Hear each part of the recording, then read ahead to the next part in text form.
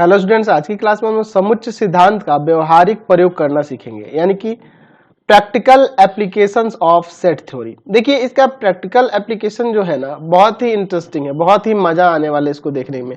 चलिए हम लोग पहले दो समुच्चयों के लिए देखते हैं। मान लीजिए ये आपका क्या हो जाएगा, समष्टि समुच्चय हो जाएगा, यूनिवर्सल सेट हो जाएगा। एस से डिनोट कर सकते हैं, यू से डिनोट कर सकते हैं। इसमें मैं यहाँ पर दो सेट ले लेता हूँ, ठीक है। एक सेट ए ले लेता हूँ और दूसरा सेट जो मैं यहाँ पे बी ले लेता हूं, ठीक है। ये सेट ए है, ये सेट ए को रिप्रेजेंट कर रहा है और ये वाला सर्कल सेट बी को रिप्रेजेंट कर रहा है, ठीक है। अब इसके बाद हम लोग यहाँ पर देखिए, अगर हम लोग यहाँ पर इसमें इस वाले पार्ट की बात करें, जो मैं अभी यहाँ छायांकित करने वाला हूं, इस वाले पार्ट की अगर मैं बात करूं, यानी कि ये वाला हिस्सा, ये क्या है जी, ये वाला हिस्सा क्या है? तो ये वाला जो आप हिस्सा देख रहे हैं, वह हिस्सा अगर आप इस सेट ए में से बी को माइनस करोगे तो आता है। ये हम लोग पढ़े हुए हैं, चाहो तो मैं इसमें लिख सकता हूं। यहाँ पर ये वाला जो हिस्सा जो आप देख रहे हैं, ये किसको रिप्रेजेंट कर रहा है? ये वाला ब्लू वाला जो है ए माइनस बी को रिप्रेजेंट कर रहा है, ये ए माइनस बी है, ठीक है। अच्छा, अगर मैं इधर कलर कर देता हूं, ये वाला हिस्सा, इसको मैं दूसरे कलर से ले लेता हूं, मान लीजिए रेड से ले लेता हूं, तो ये जो हिस्सा देख रहा है, ये रेड वाला, ये किसको रिप्रेजेंट करेगा? ये आपका b माइनस ए को रिप्रेजेंट करेगा। इसी में मैं यहाँ पे लिख देता हूँ, दिखेगा यहाँ पे, b माइनस ए को रिप्रेजेंट करेगा, ये b माइनस ए को रिप्रेजेंट करेगा, ठीक है। ये वाला जो शेडेड हुआ है यह a माइनस बी है, ये वाला जो मैंने शेडेड किया है वह b माइनस ए, और बीच वाला जो ये आप देख रहे हैं, और दोनों के बीच में, दोनों समुच्चयों के बीच में जो कॉमन वाला पार्ट देख रहे हैं, ये कॉमन वाला पार्ट में मान लीजिए दूसरे कलर से ले लेता हूँ, ये वाला पार्ट जो देख रहे हैं, ठीक है, इसको दूसरे कलर से शेडेड कर देता हूँ। तो ये जो पार्ट देख रहे हैं, ये आपको किसको रिप्रेजेंट करेगा जी? तो ये दोनों के इंटरसेक्शन को रिप्रेजेंट करता है, ए इंटरसेक्शन बी को रिप्रेजेंट करता है। और इस पूरे को, ए और बी के सम्मिलन को अगर मैं देखूं, तो ये क्या हो जाएगा? ए यूनियन बी को रिप्रेजेंट करेगा, यानी कि पूरा ये शेडेड रीजन जो है पूरा ए यूनियन बी कहलाएगा, ठीक है ना जी। अब इस चित्र के माध्यम से हम लोग इससे बहुत सारे परिणाम प्राप्त कर सकते हैं।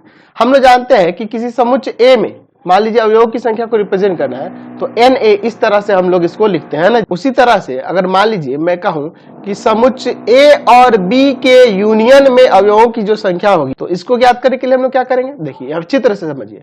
हम लोग मान लेते हैं कि समुच्चय ए के अवयवों की संख्या लेते हैं और प्लस समुच्चय बी के अवयव की संख्या। देखिए, ए वाले समुच्चय की संख्या, अवयव की संख्या ले लिए, बी वाले की, लेकिन ये जो कॉमन वाला पार्ट है दो बार आ जा रहा है, एक बार इसमें भी आ जा रहा है, एक बार इसमें भी आ जा रहा है, इसलिए एक बार इसको घटा देंगे, यानी minus number of element in A intersection B. देखिए, चित्र के माध्यम से आपको क्लियर हो गया कि अगर आप नंबर ऑफ एलिमेंट निकालने होंगे ए यूनियन बी के, तो वो ए के अवयव की संख्या, बी के अवयव की संख्या और ए इंटरसेक्शन बी के संख्या, उसमें से घटा लेंगे तो आ जाएगा। इन दोनों को जोड़कर इसमें से इसको घटा लेना। चलिए, उसी तरह से और भी रिजल्ट मिल सकते हैं। मान लीजिए समुच्चय ए के अवयवों की संख्या की बात करनी हो, तो किसके बराबर हो जाएगा? तो ए माइनस बी के अवयवों की संख्या और प्लस में ए इंटरसेक्शन बी के अवयवों की संख्या। देख लीजिए, इसमें ये और ये को इंक्लूड कर देंगे तो ए के अवयव की संख्या आ जाएगी। उसी तरीके से अगर मान लीजिए बी के अवयव की संख्या निकालनी है, तो हम लोग क्या करेंगे? समुच्चय बी माइनस ए के अवयवों की संख्या और प्लस में ए इंटरसेक्शन बी के अवयवों की संख्या, इसको और इसको जोड़ लेंगे तो हमारा काम बन जाएगा। इसी तरह से हम लोग इससे बहुत सारे रिजल्ट प्राप्त कर सकते हैं। मान लीजिए आपको ए यूनियन बी के अवयवों की संख्या निकालिए, तो हम लोग ये भी लिख सकते हैं कि ए माइनस बी के अवयवों की संख्या प्लस में बी माइनस ए के अवयव की संख्या और प्लस में एन ए इंटरसेक्शन बी के अवयव की संख्या। इसकी और इसकी तीनों की संख्या जोड़ देंगे तो ए यूनियन बी के अवयव की संख्या हो जाएगी, है ना जी। इसी तरीके से हम लोग इससे कई सारे ऐसे रिजल्ट हम लोग प्राप्त कर सकते हैं। अच्छा, इसी प्रकार अगर मान लीजिए मैं कह दूं कि ए के पूरक समुच्चय के अवयवों की संख्या क्या करेंगे, तो उसके लिए क्या करेंगे कि पूरे समष्टीय समुच्चय के अवयवों की संख्या में से ए के अवयव की संख्या घटा देंगे तो हमारा काम बन जाएगा, है ना जी। अब इस पहले वाले रिजल्ट से हम लोग और भी रिजल्ट प्राप्त कर सकते हैं। हम लोग अगर मान लीजिए इसको इधर ले आए, इसको इधर लेके आए, तो यहाँ पे n intersection A intersection B के अवयव की संख्या जो होगी, ए के अवयव की संख्या प्लस बी के अवयव की संख्या और माइनस में ए यूनियन बी के अवयव की संख्या हो जाएगी। इसको इधर लेके चले और इसको इधर लेके चले, तो ये वाला और ये दो, ये जो आप चार देख रहे हैं हाईली इंपॉर्टेंट है और इनका प्रयोग हम लोग आगे प्रश्नावली में करने वाले हैं। अच्छा, अब पहले वाले रिजल्ट से एक और हम देख सकते हैं।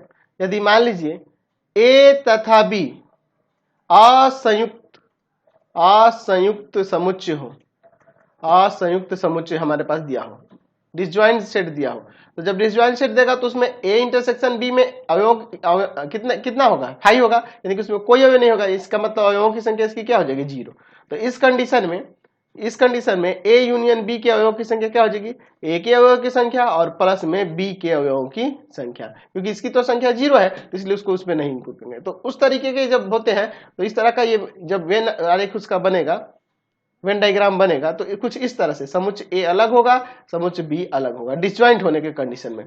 तो अगर इनके यूनियन की जब बात की जाएगी अवयवों की संख्या, तो इसके अवयव की संख्या और इसके अवयव की संख्या की योग कर लेंगे। ये ए यूनियन बी ना रिप्रेजेंट कर रहा है, तो ये किसके होगा, इसके अवयव की संख्या और इसके अवयव की संख्या के योग के बराबर हो जाएगा।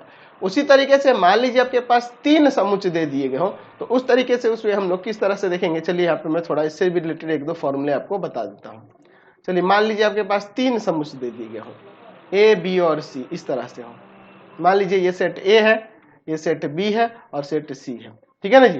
तो अगर हमें यहाँ पे आपसे कहा जाए तो ये वाला हिस्सा क्या है, तो ये वाला पूरा हिस्सा यहाँ से यहाँ तक ये आपका ए इंटरसेक्शन सी है, ये वाला क्या है बी इंटरसेक्शन सी है, ये वाला क्या है ए इंटरसेक्शन बी है, और ये बीच वाला जो दिख रहा है ये तीनों का intersection A intersection B intersection C है, ये कॉमन वाला, ये जो बीच वाला पार्ट देख रहे हैं ये वाला हिस्सा, ठीक है। और ये इसमें इंक्लूड है, इसमें भी इंक्लूड है और इसमें भी इंक्लूड है, ये दिख रहा है ना जी, ये कॉमन ए और बी में है, ये बी और सी में है और ये ए और सी में, ये वाला हिस्सा पूरा है।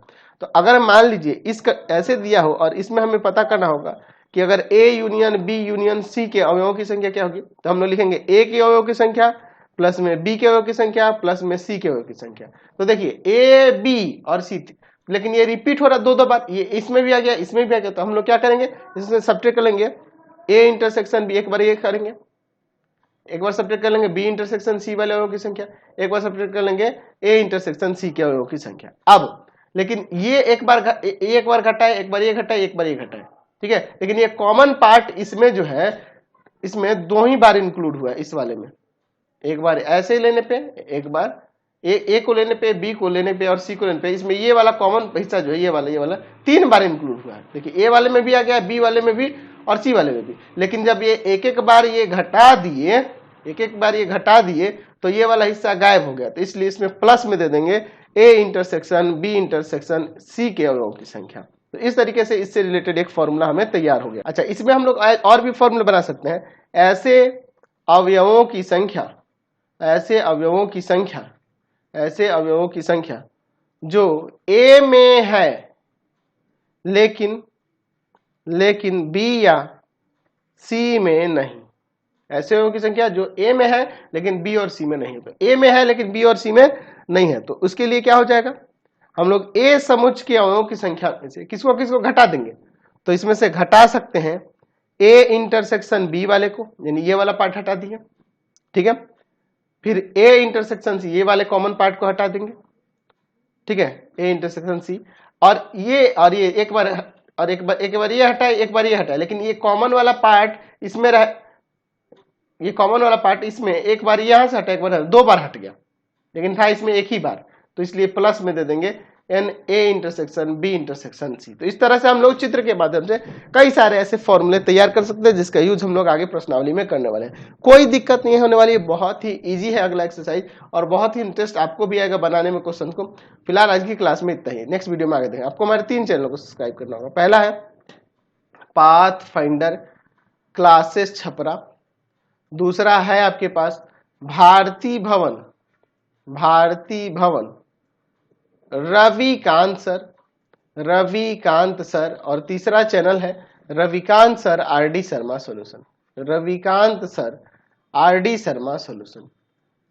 शर्मा सॉल्यूशन। तीनों चैनलों को सब्सक्राइब कर लेंगे। इससे रिलेटेड वीडियो के लिए सीधे डिस्क्रिप्शन में, इससे रिलेटेड नोट्स के लिए गूगल पे जाकर सर्च करेंगे www.ravikantsir.in, और यहाँ जाकर आप सभी क्लासेस के नोट्स उनके पीडीएफ को डाउनलोड कर सकते हैं, पढ़ सकते हैं। इंस्टाग्राम और फेसबुक पे जाकर पाथफाइंडर क्लासेस छपरा को लाइक एंड फॉलो करना नहीं भूलेंगे। Thanks for watching the video. Comment करके जरूर बताएं कि हमारे चैनल के वीडियोज आप सभी को कैसे लगते हैं। Thanks for watching.